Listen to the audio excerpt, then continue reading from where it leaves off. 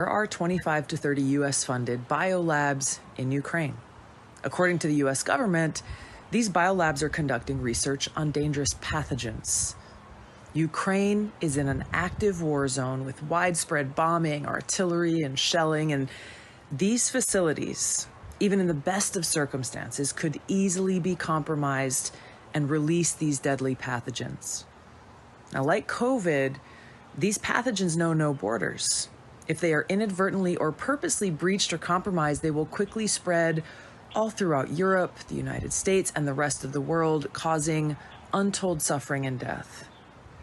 So in order to protect the American people, the people of Europe, the people around the world, these labs need to be shut down immediately, and the pathogens that they hold need to be destroyed. Instead of trying to cover this up, the Biden-Harris administration needs to work with Russia, Ukraine, NATO, the UN to immediately implement a ceasefire for all military action in the vicinity of these labs until they're secured and these pathogens are destroyed.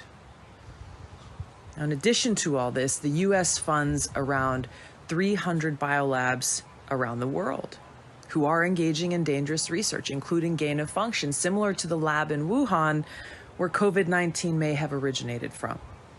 Now, after realizing how dangerous and vulnerable these labs are, they should have all been shut down 2 years ago, but they haven't.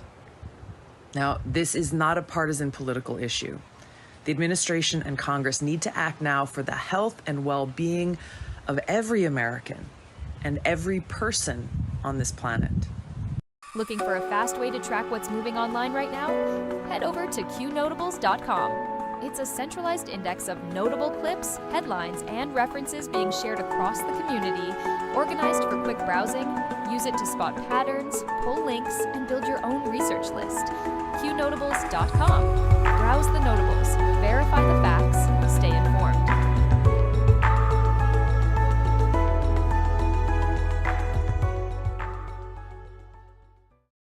All reports can be found on Q Research or Qnotables.com.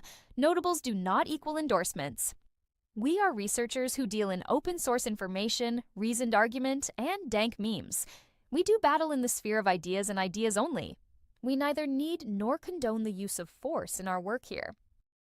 From the Q Research Board's May 12, 2026. Tonight's top story, Senate Republicans have released 305 pages of records tied to the FBI and DOJ investigations of Hunter Biden, including materials connected to potential Mann Act violations.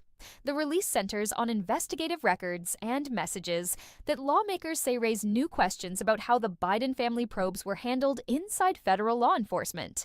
The bigger issue is equal treatment under the law. When politically connected families are involved, Americans expect transparency, accountability, and the same standard that would apply to anyone else. DNI Tulsi Gabbard delivered a direct message on leadership, truth, and courage. Speaking at an IWF event, Gabbard said leaders do not need elite credentials to step forward. They need the courage to care, serve, and tell the truth. She tied that message to the fight over women's sports, saying the issue is bigger than athletics. At the core, she argued, is whether the country still accepts objective truth and whether citizens are willing to defend it. President Trump says the American dream of homeownership is under attack, pointing to families being outbid by large investment firms. Trump highlighted Rachel Wiggins, a mother of two from Houston, who placed bids on 20 homes and lost them to major firms. The issue puts corporate home buying, housing affordability, and family ownership back in the political spotlight. For working families, the question is simple. Will homes be for citizens building a life or investment firms building a portfolio? President Trump hosted law enforcement officials in the White House Rose Garden for National Police Week. The dinner honored police and law enforcement leaders, with Trump praising officers and highlighting public safety. Crime, border enforcement, and law and order messaging remain central themes heading into the midterms. The event gave the administration another chance to make clear that backing the blue is a national priority. President Trump also hosted the 2026 national champion Indiana Hoosiers football team at the White House. The ceremony celebrated Indiana's championship season, with Trump recognizing the team's achievement and leadership. Star quarterback Fernando Mendoza was absent due to NFL commitments, and Trump said Mendoza personally called to explain. The White House framed the visit as a celebration of excellence, discipline, and American sports culture. President Trump's line, "I was hunted, now I am the hunter," is circulating again after being posted by the White House and repeated across social platforms. The quote captures the tone of Trump's second term. The people who investigated, prosecuted, and targeted him are now facing scrutiny themselves. His supporters see it as accountability after years of political warfare. President Trump joked again about Trump derangement syndrome, calling it a disease and saying it is an honor to be the target of it. The phrase has long been used by Trump and his supporters to describe the intense emotional reaction his opponents have toward him. The latest comment keeps the focus on the political hostility surrounding his administration and the movement that returned him to office. President Trump's tippy-top comment is making the rounds again among supporters, tied to renewed attention on his White House remarks and public appearances.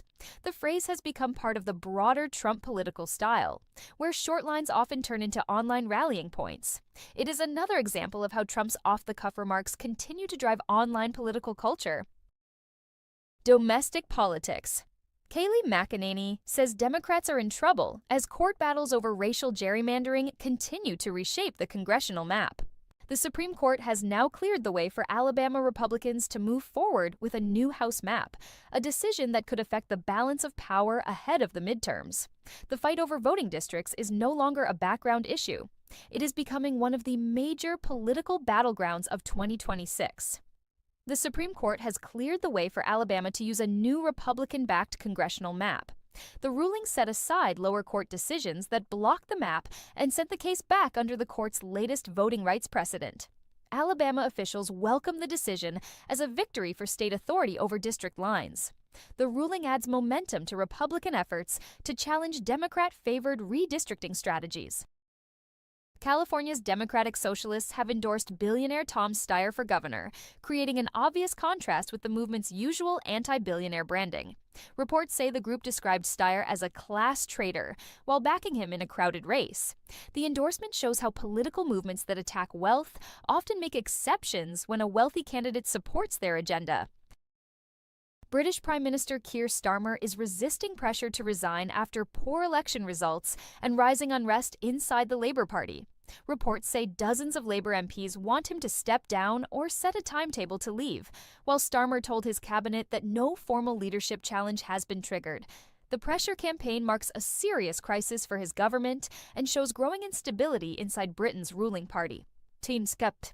Former CIA Director John Brennan says there are still professionals inside law enforcement, DOJ, CIA, and other federal agencies refusing to support what he calls politically motivated prosecutions under Trump. His comments reveal the ongoing divide between Trump's elected administration and entrenched officials inside federal institutions. To the administration's supporters, this looks like resistance from inside the system. Brennan presents it as professional independence. Either way, the tension is out in the open. Svetlana Lakova says she worked with the Durham team and says investigators had enough evidence to indict Democratic lawyer Mark Elias, but that the effort was shut down. Her claim adds to the larger debate over the Durham probe, Russiagate accountability, and whether politically connected figures received different treatment from federal investigators. The allegation now sits inside the broader fight over who was protected and who was targeted. A new report from Data Republican says a Soros-funded nonprofit helped shape Biden's national security team before presenting itself as dissolved. The report frames the organization as a behind-the-scenes policy pipeline, raising questions about outside influence, personnel networks, and how national security appointments are selected. The story adds to growing scrutiny over nonprofit power, donor networks, and the hidden machinery behind government staffing. Marjorie Taylor Greene and Brian Glenn remain in the public spotlight after earlier reporting tied the two to Costa Rica during a holiday break. Newer reports say Glenn has stepped away from his reporting job to focus on family and future plans.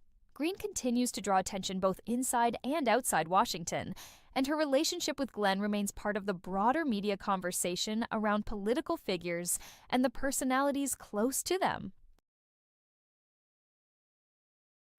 At shop.isitwaya.com, everything you buy supports Acun.top, the place where people talk freely no matter what. Check out our Acun Honey Pot, a jar of yummy honey that's as strong as your voice. Put it on toast or in tea. It's not just honey, it's freedom in every bite. Then there's Acun Butter, a smooth handmade skin cream that makes you feel good while you fight for what's right. Awesome wooden pieces for display only. Hang them up or set them out. They're for showing off Acun's tough spirit. Want to help even more? Get a proto membership. So go to shop.isitwaya.com now and grab some goodies. Help Acun.top keep free speech alive, and let's keep the ideas flowing loud and free.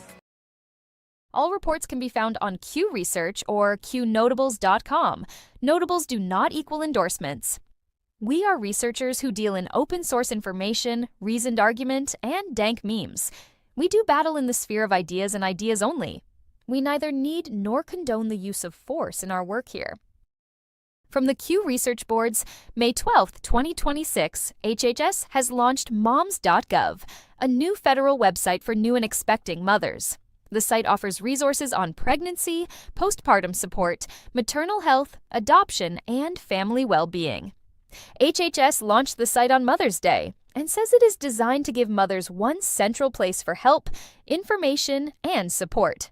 The launch fits into a broader pro-family message from the administration. The official trailer for Young Washington is out, with the film scheduled to hit theaters July 3, 2026. The movie focuses on George Washington before he became the father of the nation, showing him as a young soldier facing war, betrayal, and the decisions that helped shape his life. It gives history-minded audiences a patriotic summer release centered on America's founding generation. Joe Rogan's full interview with Spencer Pratt is now circulating, adding another long-form conversation to Rogan's massive podcast catalog. The episode gives Pratt room to discuss his career, media, fame, and culture outside the limits of cable news. Rogan's platform continues to show why long-form interviews remain powerful in a media environment built around short clips and quick outrage.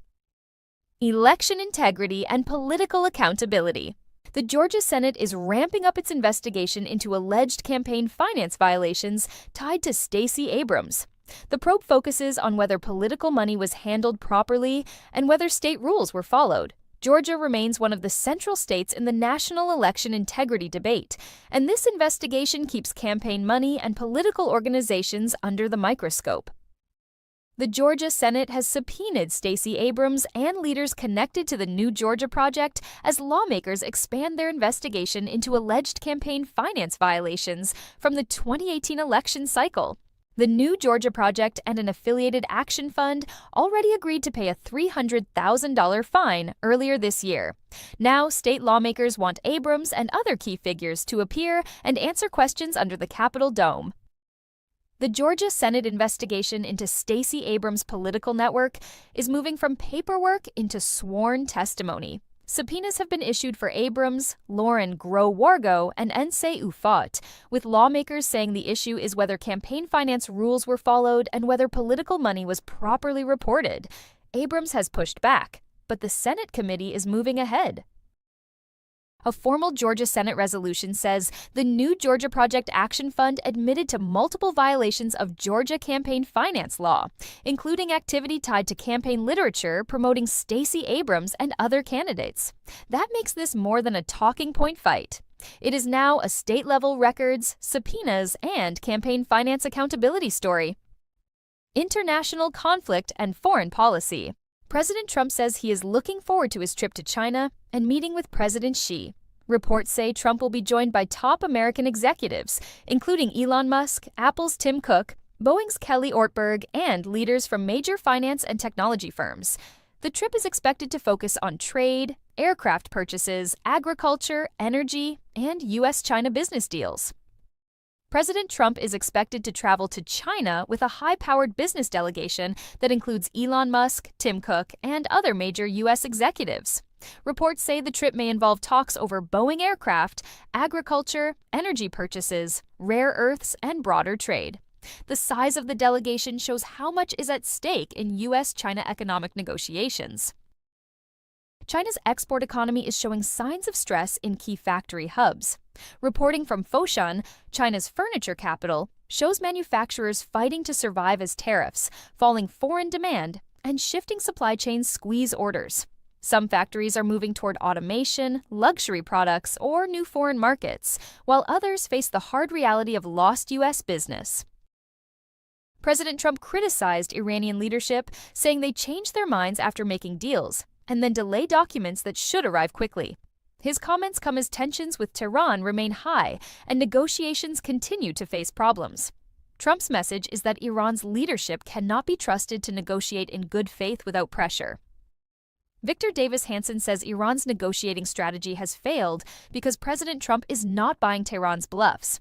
Hanson argues Iran is trying to delay, posture, and extract concessions while avoiding meaningful accountability. His analysis frames Trump's Iran policy as a test of whether Washington will accept another weak deal or force Tehran to face real pressure.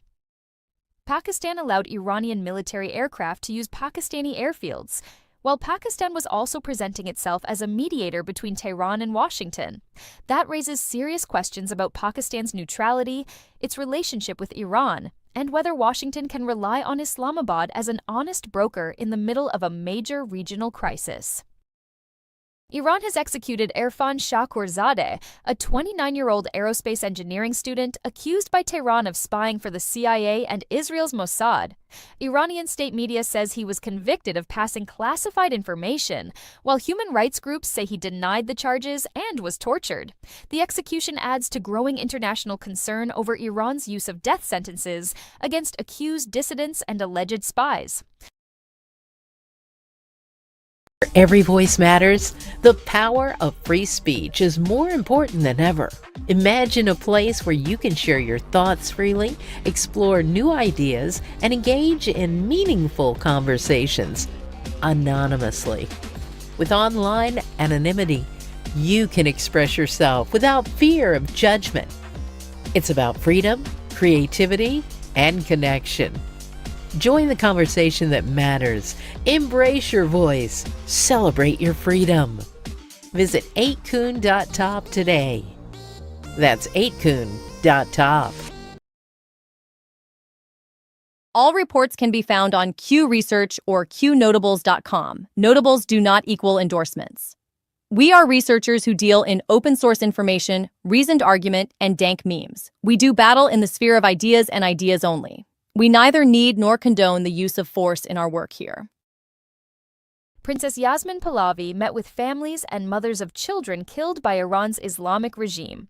The meeting focused on grief, justice, and the stories of Iranians who have suffered under Tehran's crackdown.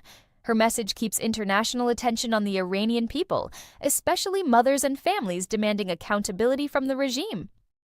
Ukrainian anti-corruption officials have named Andriy Yermak, former chief of staff to President Volodymyr Zelensky, as a suspect in a major money laundering investigation.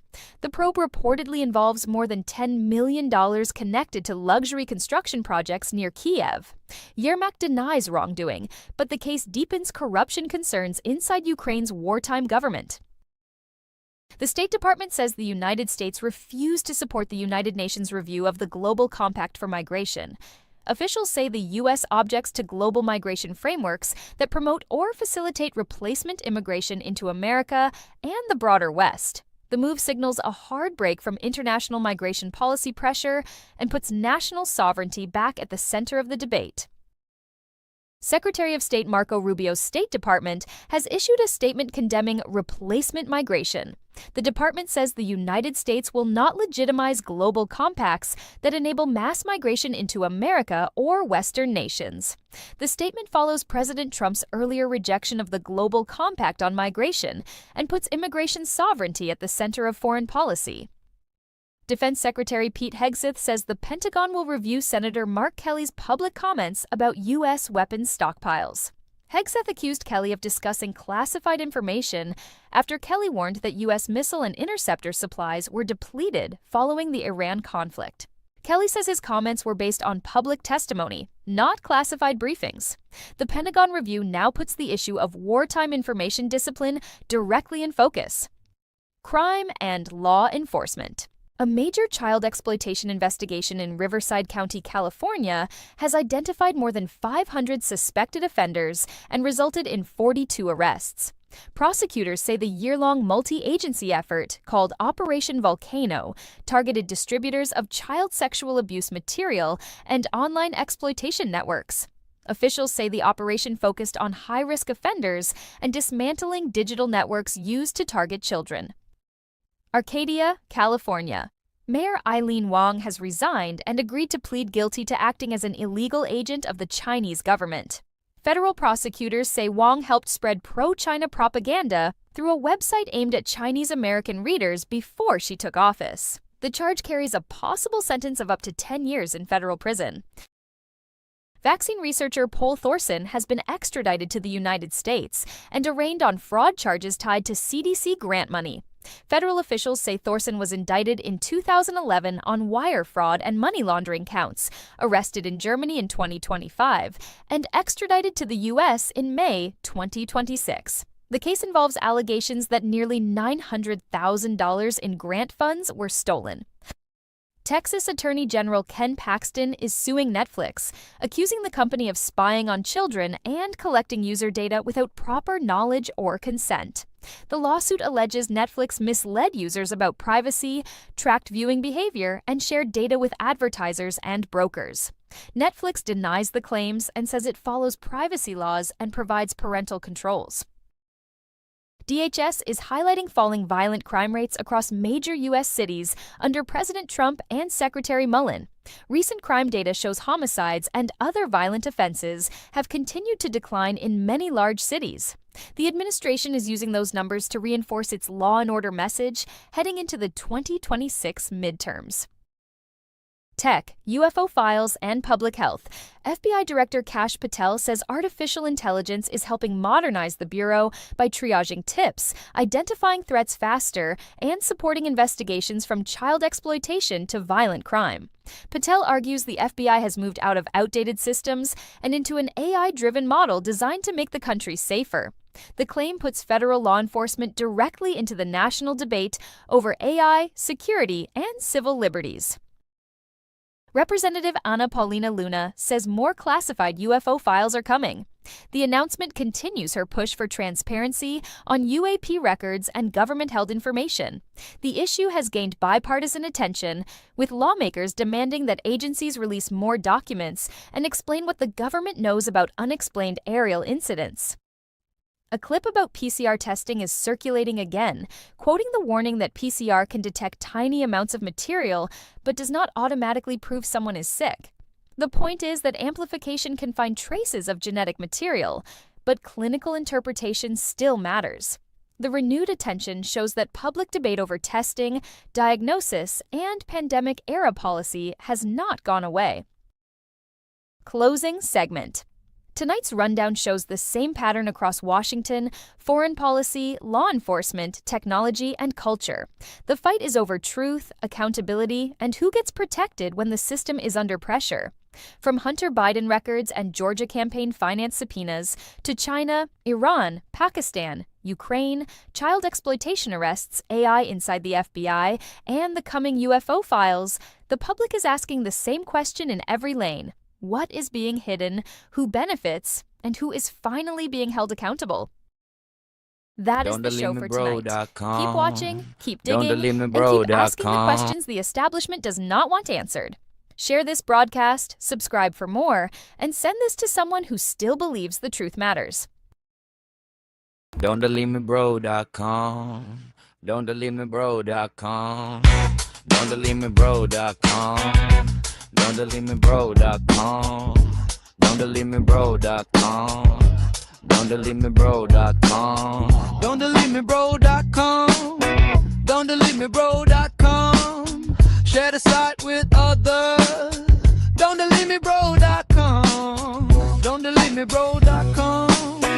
Don'tDeleteMeBro.com. Share the site with others. Don'tDeleteMeBro.com. That's all for now. Stay alert, stay informed, and never hand your thinking over to anyone on a screen, including me. God bless you, God bless our troops, and God bless the United States of America. See you soon.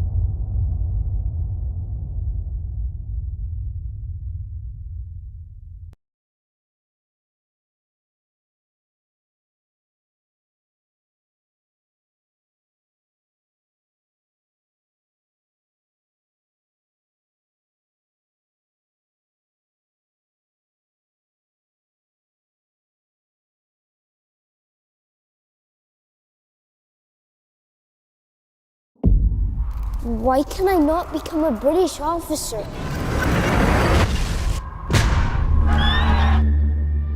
Because you are not British, George. There must be a path. There is not for you. Go dig my grave, both wide and deep. I sense a storm looming over the Ohio territories. To tell this world. I could go there, survey it for you. So you have ambition. Since the Crown sent me to serve, I've yet to have a good experience with a colonist. I look forward to changing your opinion.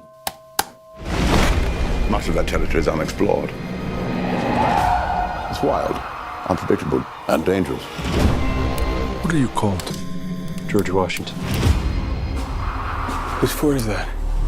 It's the French. And land claimed by the British Crown. Demand the French leave.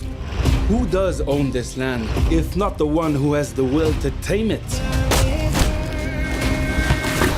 Tell your king we will never leave.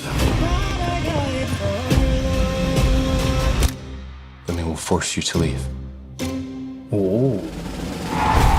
These are not the open battlefields to which you're accustomed. I have fought in a great many battlefields.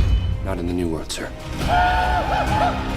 If you fail, I'll have a colonial to blame. This is a direct order, and we will obey it! It's not your fault, George. Major Washington. You lost. You started a war! George, there's no fairness here. That is not the way the world works! Then someone should remake it! Choose your path. Make it yours. Forward! And prove them wrong. In theaters July 3rd. Celebrate America's 250th anniversary. Buy tickets now at angel.com.